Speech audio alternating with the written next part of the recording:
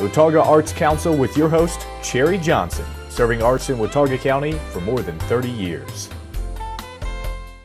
Hi, I'm Cherry Johnson with Watauga County Arts Council, and there's so many wonderful things going on in the high country in the summertime.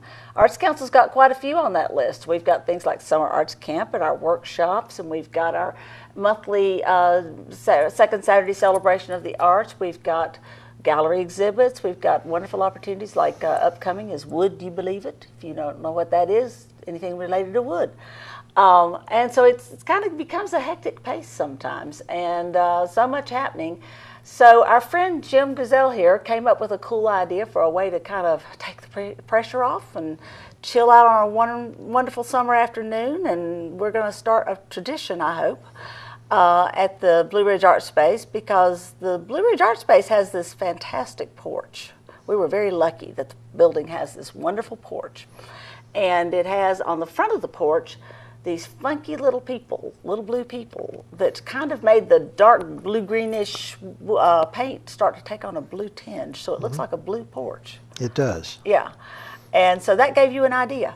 It did, it did. Well, actually, you and the porch gave me an idea. I did. Yes, you did, yeah. Well, you know, a few weeks ago, I was over at the Arts Center volunteering for the first year anniversary of the new building. And I showed up at the wrong meeting, but I guess I was in the right place. That's how you got lassoed into that. Yeah. And so, and you mentioned the idea that, you know, we need some people out there playing some music, making some noise and drawing some attention like Saturday afternoons. And it just so happened that I was trying to find a place to gather up some musicians to just have a jam session that wasn't bluegrass.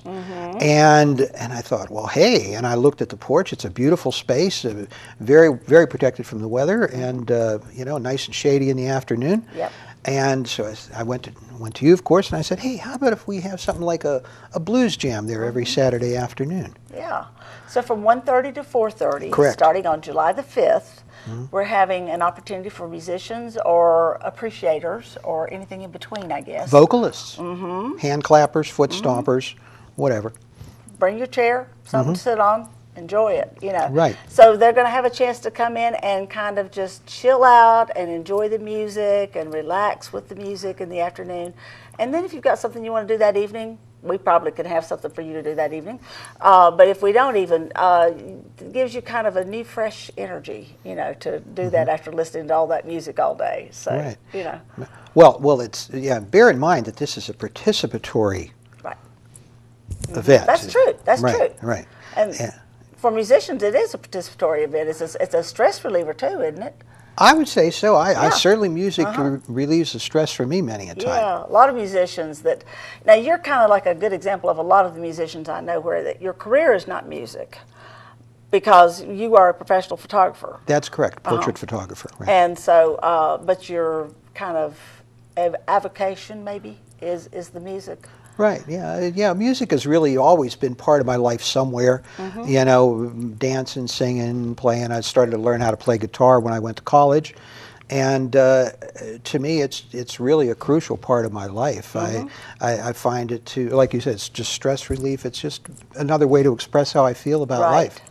Now, I asked you a while ago to tell me what blues were. Ah, yes.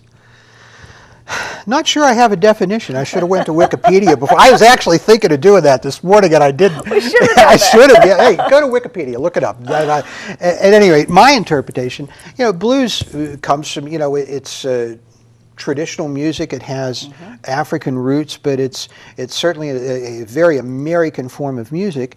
And you know, in its simplest form, it's easy to play. It doesn't require a lot of skill on an instrument. It can be played on almost anything. You know, I play guitar, but you know, whatever, harmonica, banjo, bass fiddle, you know, doesn't matter. And the lyrics are generally very simple, and it you know, it's similar to folk music in that a lot of the songs are kind of handed down, so people end up forgetting the lyrics and then they make up their own and this sort of thing, and it doesn't really matter. And you know, you can have a really great voice and do a lot of really cool things with blues, but then there's a lot of people who sang blues who really had maybe not the best voice in the world. Janis Joplin, very raspy, for example, and so you can enter in at any skill level. It's good for jamming, easy to play. Now let's talk about jamming. The Arts Council for many years was the host of old time jams, which are a step beyond bluegrass, really, and those are fun. Those are great. The cool thing that I learned about jams is that a jam is kind of an anybody can do it event. Yes. If you are a very experienced musician, sure, of course you can jam. If you are a beginning musician, that's a great opportunity though, because you can sit next to somebody that maybe has more skill than you do, or new ideas, or just something different from what you do, and you can pick up ideas. You can play along when and how you're able. And if you don't feel like you can handle that, you hang out for a little bit and then you play some more, So there's a lot of flexibility in a jam. Absolutely. It's a perfect place to come in as a beginner. This is, we're calling it the blues porch, but I'm sure that what ends up being played and sung there is going to be the product of whoever shows up. Right. And it's going to shift into the first cousins of the blues, be it gospel. I'm sure a little bluegrass will end up there, certainly some country western and some rock and roll. Right. But all of those things are easy to play. You don't need to know how to do much. And you're going to learn from the people who are there. Jams, by their very nature, for most people, are very non-critical. And they're very open supportive. to everybody. Absolutely. That's absolutely. a neat thing about a jam is I've never seen in a jam people have, oh, you're not so good, or whatever kind of attitudes. No. It's really, really a very accepting attitude in a jam session. Yeah. And so I think it gives musicians who don't feel, maybe you're rusty, maybe you used to play a long time ago and you haven't done it in a while, gives you a great chance to kind of brush off those skills, and come back and sort of tune them up a little bit, play with them a little, and just start experiencing your music again. Exactly. And like in any situation where artists get together, no matter what the art, you have the inspiration. By its nature, a jam is composed of musicians who want to interact with other musicians. If you want to be the superstar, then the jam session probably isn't where you're going to show up anyway. Because you don't get to be the lead guy all the time, just a little bit. And it does work well to do those things for the beginners, the people who are shaking off rust, or for that matter, people who are who have gotten good with what they do in this direction, because they're going to learn off other musicians anyway, because somebody's going to play a riff, or somebody's going to sing something in a way that goes, wow, how'd you do that? Or wow, that gives me an idea. That's the cooperative nature of art when you get together anyway. That's what I like about it. Hanging out and playing together. It is a lot of fun. That's really what it's about. It is a lot of fun, right, yeah. And a 1:30 to 4:30 on a Saturday seems to me like an optimal time, because it doesn't commit your whole evening or anything like that. It's just and you can drop in and drop out. Exactly. You don't have to be there the whole time. It certainly would be nice if everybody showed up around 1:30 the first time around, so I feel like I'm not out there alone, But we're going to make you play no matter what. Well, I don't have a problem with that. I will do that then, yes, indeed. So. And I would advise you, if you're going to do that, to not only bring your instrument, but it wouldn't be a bad idea to bring along a chair if you happen to have one. If you don't, we do have some chairs. We're not chair rich, and many of our chairs have arms. And if you're playing a guitar or something like that, you don't want an arm. And so there are limits in that regard. So if you've got something that you can bring to sit on to play, it'd be great to do that. If you're just wanting to come and listen, you can do that too. It's okay to come and just enjoy. Please, yes, yeah. I mean, one of the benefits of doing this out in public is, many musicians want to, in some sense or another, be up on stage and get out of the basement and play in front of some other people. And so having an audience there is a nice thing, for sure. You're talking about artists being together and the energy with artists, and I'm really fortunate when I work at the Blue Ridge Art Space. Inevitably, it seems like that one artist walks in the door and then another artist walks in the door, and they may not even know each other, and they may not even be the same discipline, and there's a common link. Yes, absolutely. They just connect. It's really great to watch that energy going back and forth between the varied artists of various kinds of disciplines and various kinds of interests and so forth. And artists tend to be a very open-armed group. I don't see much snobbery going on in the arts, among the artists. Well, you do see that, I think, from some people, but then they're the lone wolves, so you don't have them show up in the communal. They don't come hang out with us. No, they're not in the communal venues, and I think they miss out on something there, really. If we can take a little bit of a side trip, what recently I started to put together an organization called Carolina Artist Salon. Yes, that's true. And You were telling me about that. Right. And I was a member of an artist salon up in Washington, D.C. for about 10 years, back when I started my photography career. And it was incredibly helpful to me in so many different ways, dealing with my fears, dealing with business, seeing what other people were doing, starting to learn how much the art's interconnected and how if I was stuck creatively somewhere in one art, I could go somewhere else, all these different things. Now, for the benefit of people who don't know that term, what is an artist salon? Well, it is artistically inclined people, and it doesn't mean that you have to consider yourself to be an artist. You may just be an appreciator or somebody who wish you were an artist, or well, you probably are, you just don't know it. That's one of the benefits. But people get together to exchange ideas and thoughts, and it'll be around the art. But the arts express so much. It expresses what we do in life, our goals for the world. So very often the salons branch out into a few other areas, and what it ends up getting talked about or done. But ultimately, it's about creative expression and furthering the goals of the members. And so that's the purpose of this salon. We now have a little chapter that started up down in Columbia, South Carolina, and has friends down here, mostly musically inclined people. Everybody I've met up in Boone almost has been a visual artist, and we're starting to get this together. Both sides there. Yeah, I'm sure. There's plenty of musicians. I just haven't met them, I'm just saying, I keep running into the visual artists, There's which also is a literature arm, too, so we got a whole bunch of those, Well, that's true. I have met some of those people. That's right. I have, yeah. And so the artists in the community could get together in a salon environment and just kind of hang out. Basically. Exactly. And, so anyway, it's on Facebook, Carolina Artist Salon. Check it out. But we're co-sponsoring this, and and as far as how we interact with organizations such as the Watauga County Arts Council, is that we're in support of any organization that furthers the arts and what we can do to help out in some form or another. And in this case, it's mutually beneficial. And we also share another branch of that same mission, and that is not only furthering the arts, but furthering the artists. Yeah, absolutely. Absolutely. That's a big part of it. Yes. The Arts Council is in the ending cycle of a Business of the Arts series that's been going on for a couple of months now. And it won't really end. It's just that we're doing a cycle, and then we'll do another cycle. But last night I was at a workshop that we were sponsoring that was sponsored also by the Economic Development Commission and Handmade in America, and it was about profitability. How to make money as an artist, how to survive as an artist. Right. Charge something for your art. That's the first step. And how much do you charge, and how do you figure out how much you should charge, and how do you earn a living doing that, Yeah.